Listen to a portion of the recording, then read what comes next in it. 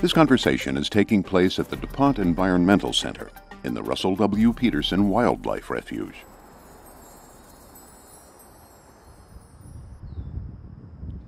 We're at the DuPont Environmental Education Center talking with Delaware's Senator Chris Coons. Welcome. Good morning, John. You're just back from a trip to Africa. What was that trip for? I know you're on Foreign Relations Committee. I assume that's what it was about, but where did you go and why did you go? I'm the chair of the African Affairs Subcommittee of the Senate Foreign Relations Committee. And I went with two members of the House, one from California, who also is the ranking Democrat on the African Affairs Subcommittee, one who's from Washington, who is ranking on armed services, and then with the head of USAID for Africa. We went to Uganda, Kenya, Tanzania, and stopped in Egypt on the way home for a briefing. My main focus in Uganda, Kenya, Tanzania was threefold. First, security, national security. We had a number of meetings with four-star General Ham, Carter Ham, who is commander of all U.S. forces and interests in Africa through AFRICOM, and a special forces unit that's training Ugandans and supporting Ugandans in their work both in Somalia, combating al-Shabaab, and in the hunt for Joseph Kony in Central Africa. Second, it was a focus on democracy, the importance of the elections that are coming up next year in Kenya, and the central role that the United States is playing with our allies in trying to ensure they have a peaceful, free, and fair vote. And then third, development. In all three countries, I met with local interests that are connected to Delaware interests. So DuPont Pioneer has, for example, a research station in Kenya that I visited, has some significant interests in Tanzania that I visited. Fraunhofer Institute in Newark that's doing research into malarial vaccines and into sleeping sickness. I met with their research partners in Uganda. And Purdue, which actually exports a fair amount of chicken to Zanzibar. I met with their local partners and made a case for their having stronger market access in both Kenya and Tanzania. Do you find that being there and talking with people is important for your mission back in the Senate? It's irreplaceable. You can't get a sense of the challenges that our ambassadors, that our armed forces, that our development folks face on the ground without getting over there occasionally. My first trip abroad as a senator was to Afghanistan and Pakistan. And no matter how much you read about it, you just can't quite grasp the challenges that our forces are facing in Afghanistan without going out into the field and seeing their actual work. And I think the same thing is true if I'm going to conduct responsible oversight or be effectively engaged in advocating for trade, for development, for security issues across sub-Saharan Africa. I need to be there at least once a year in order to get a sense of what's going on. I also have terrific staff in Washington. They do most of the work in this field. I really can't spare that much time away from Delaware. And I try to make sure that every time I have something going on that connects with Africa, it also connects with Delaware. You mentioned you stopped in Cairo on the way back. How do you find the situation there? I think from many people in this country, it's the worst of all outcomes in the election. That is, not you know, the extremes, if you will. It's very unsettled. There's lots for us to worry about and pay attention to in the region. Greece, with its significant financial instability and the ongoing challenges in the Eurozone, Syria with the ongoing human rights violations and what I think is rapidly becoming an all-out civil war, and then in Egypt, the most populous Arab country, about to decide through a presidential election whether to put in central leadership a former Mubarak ally whose focus really is security and stability, or a Muslim Brotherhood leader who is really not that well known, who is a relatively new national figure. Our ambassador there, Ann Patterson, was formerly our ambassador to Pakistan, Colombia, and El Salvador. She's very well respected, and she put together a briefing for me with her entire team to hear about what our options are going forward. They're not good. We will face some real challenges. We have a significant military-to-military relationship with Egypt that goes back to the Camp David peace accords. And one of my primary concerns is how this will affect their relationship with Israel, our key ally in the region, and what the prospects will be for democracy, for economic growth, for a stable alliance with Egypt going forward. The Muslim Brotherhood has in Tunisia turned out to be relatively pro-U.S. And relatively stable and a good partner so far.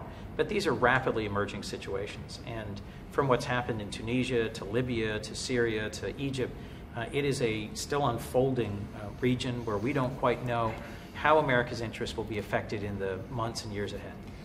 Talk a little bit about Syria and what the U.S. Might do there. The president's been under a lot of criticism from both within his party and from Republicans that the U.S. ought to take a more active role, supply those that are challenging the Assad government, but unlike with Libya and Gaddafi. Libya, you don't know who the opposition is in Syria. We had the same challenge in Libya. Really knowing who the Libyan opposition to Gaddafi was and what their intentions were and how they would act post-liberation was not that easy for us to know or not that clear. There were a few critical differences. The Libyan military was significantly weaker than the Syrian. The Syrian military is very strong, very advanced, has substantial air defenses and a lot of chemical weapons as well as heavy weapons that they have not yet used. So one of my concerns, one of the concerns of many of my colleagues, if we were to get more actively involved, as we did in Libya, in supporting a multilateral effort that would arm the rebels, is that the level of conflict is likely to go up significantly and the amount of deaths likely to go up significantly. That having been said, Assad is clearly committing war crimes. He's massacring his own people. This is horrible to watch. And one of the challenges here is, what's America's role going to be in the region? The Iranians are now known to be on the ground supporting Syria, Iranian military. Keeping the Assad regime in place is critical to Iran's regional strategy.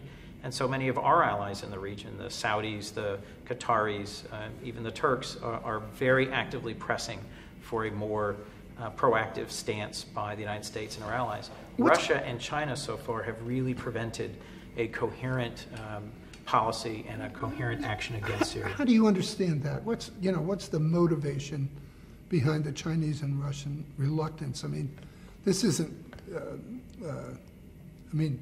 As you just said, the case is pretty clear. This is going on. I think for two reasons. First, I think, and to the extent I know this through Foreign Relations Committee briefings and from what I read and hear, China and Russia felt that we ended up going beyond the mandate in Libya, and I think ultimately felt somewhat chastened by just how successful the NATO mission was in Libya, and are dragging their feet here. First. Second, they have long-standing and much deeper ties with the Syrian regime, particularly the Russians, than they did with Muammar Gaddafi and Libya. Gaddafi was an international pariah. The Arab League, the African Union, both endorsed aggressive action to remove him. That's not the case in Syria. The Arab League has not yet taken such a strong position. The UN Security Council hasn't taken a strong position. Part of this is because Russia has long-standing military and economic interests in Syria that they want to defend.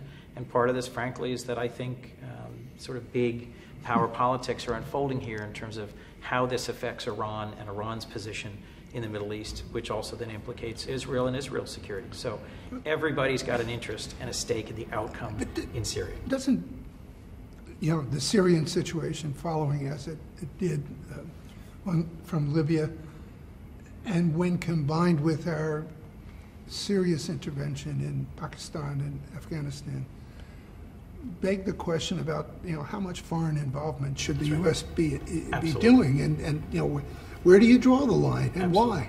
Well, let me turn to Africa if I can for a minute, because I think it answers the question.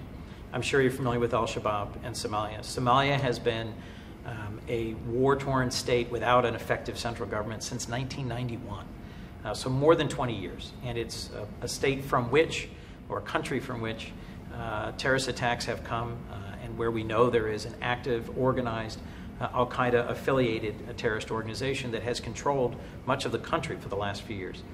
The United States is not militarily directly intervening in Somalia, but a number of our allies are.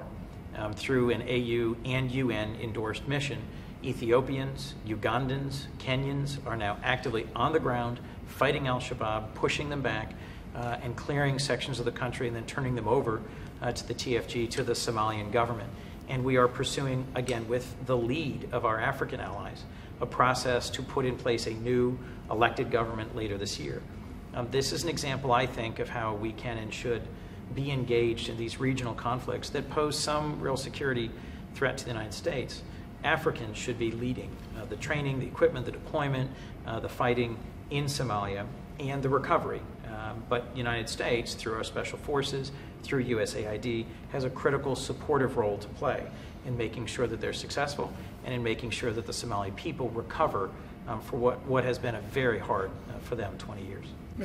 Has the mission been accomplished in Afghanistan, Pakistan? It depends what the mission is. I've argued now for more than a year that the President, our administration, should change from a counterinsurgency mission that tries to build a nation in Afghanistan to a counterterrorism mission that reduces the size of our footprint but sustains significant investment in making sure we are capable of knocking down any ongoing terrorist threat to the United States. The number of core al-Qaeda fighters in Pakistan and Afghanistan is estimated at below 200 at this point. And we're engaged in a long, grinding, and expensive war of attrition against the Taliban. I came back from visiting Afghanistan convinced that the majority of the Taliban are fighting us because we're there and will pose no ongoing threat directly to the United States. And our challenge is to find an appropriate pathway over the next few years to reduce our presence in Afghanistan in partnership with our allies who have invested so much over the last decade, but in a way that allows us to have a presence there that can fight genuine terrorism, international jihadist terrorism, rather than simply trying to build a nation in a place where I think no nation can be built. Amen. I agree. Thanks.